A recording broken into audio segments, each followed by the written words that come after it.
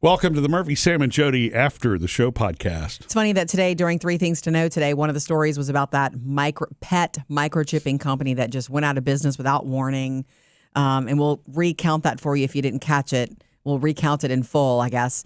But it's funny for that to have come up today because last night when I took my long walk, Murph. Yeah. What's the name of the company that went under? Save This Life. Okay. But what's funny is that none of us know the name of the company that our pets chipped with. We know our vet. Probably only from the moment that you registered, and then that would have been it, right? I mean, that's the only time that we've ever done. That's not going to stick in your memory. Yeah. Do they have an app on the phone where you can, I wish they did. I don't know that they do. that. I wish they did. Here's why. But most shelters actually do have those. And all veterinary. You can go to any vet and get an animal, scan to see, who does this, pet belong to? That's what's fantastic. Last night on my way back home from the walk, the sun had gone down, but I was close to the house, and this car started pulling up slowly behind me. And I'm thinking, okay, this is my true crime moment about to happen. Instincts kick in. Sweet lady rolled the window down, and there was a little girl in the car with her and said, "Are you looking for a dog?" And I said, "Actually, no. Why?" And she said, "We found this dog just on 2 streets over, and we're driving around looking." And I thought, well, let's see the dog because I know my neighbor's dogs. Our neighbor's dog, Ruger, he's very distinct. And I honestly thought it may be him because he's always running everywhere. Ruger? Ruger is his name. Wow. He's beautiful. But he kind of runs like we'll find him in our backyard.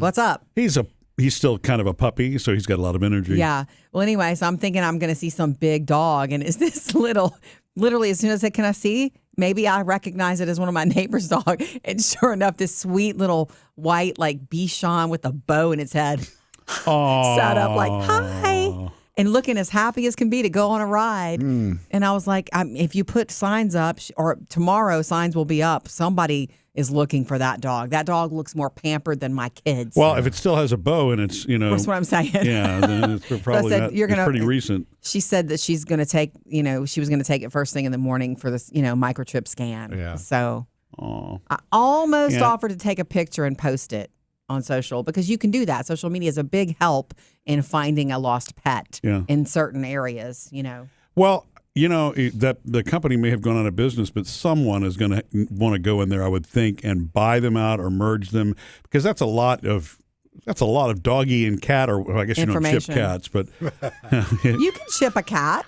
if you can get it to stay still. Yeah, right. Well, wait, at the vet when you bring a cat for vaccinations and all that, you can chip them. Yeah. No, dogs are more chipped than cats for sure. Yeah. But I think about those kinds of things. It would be a good thing for a company to go buy them out or whatever it is that they need to do.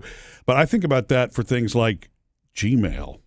Or not that Google's ever going to go out of business, but think about all of if you use Gmail all the time, right? Exactly. That's where your information is. Or if you store stuff in Dropbox or a Google Drive, again, not that anybody's going to go out of business. There's a business angle for Murphy here. But if somebody does, okay, so like what? Then do you have a copy of that? Do you need to make a copy of it? I've thought about these things, obviously, Yeah. And so any technology that's out there right now, there's no guarantee it's going to be around. Even it's on the larger scale, maybe not so much, but smaller apps that you use for things that you depend on. Yeah. What's to say those companies aren't going to either go out of business or potentially be gobbled up by somebody else? Yeah. What was the information that you had? It was just that, morning? some of the pet owners are not happy about it. They're like freaking out, but the veterinarians are saying do not worry where your pet was microchipped because it's still going to go beep if you take your pet in and you check it. It doesn't matter. It's still going to it's still going to bring up the information. Oh, so the info it's hard coded on the chip itself? Yes. Okay. So and then you'll have to switch your registration to whatever they're currently using. Mm-hmm. If they were using Save This Life, that veterinarian has to use something else. Well, that's good to know. See, so no worries, Murphy. Yeah. But I guess what would not be great is if you have to re-chip the dog because whatever reason, you know what I mean? It's not compatible with something else. But you're saying it's not incompatible. It's a chip. It's got info. It can be read by anybody. You have to update the info. Now, if you move 3 times and you forget to update the info with, your vet. Your new address, too. Yeah. Your new address, the old address is going to pop up. Yeah. I remember we used to foster a lot of dogs. Remember Murphy? And there was a couple that would run away. Remember? Especially that one named Mr. Bates. He ran away every morning.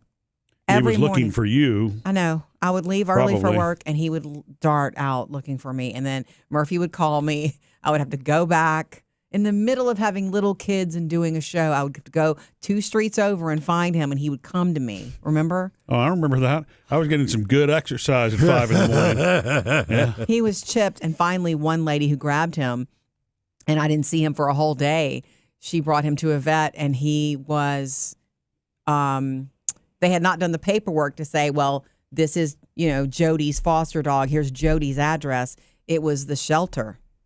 It came up that he was, escape dog from the shelter, and that shelter showed up. So he ended up back at the shelter. He was work. Yeah. And he got adopted, though, eventually. Yeah. And I warned them he's an escape artist. Anyway, that's how it works. You have to also update it if you move. Okay. Well, that makes sense. And I was confused. I thought that if they went out of business, that was it. No. But a chip can be read by anything with whatever information is whatever you've given whatever it. identification, yeah. What you said, Sam, though, is interesting. Can't we just all have it on our... I was thinking of that last night when that lady drove off and that cute little dog. I'm thinking it would be nice if I could scan that dog myself. Yeah, and then bring it right to its house. But I guess those That would be companies that would be a privacy breach, probably, though. Yes, yeah, because then you'd have the address of people that don't want you Right. to have their address. Yeah. Well, let's talk about the cat chipping again. Missed any part of the show? Get it all on the Murphy, Sam, and Jodi podcast.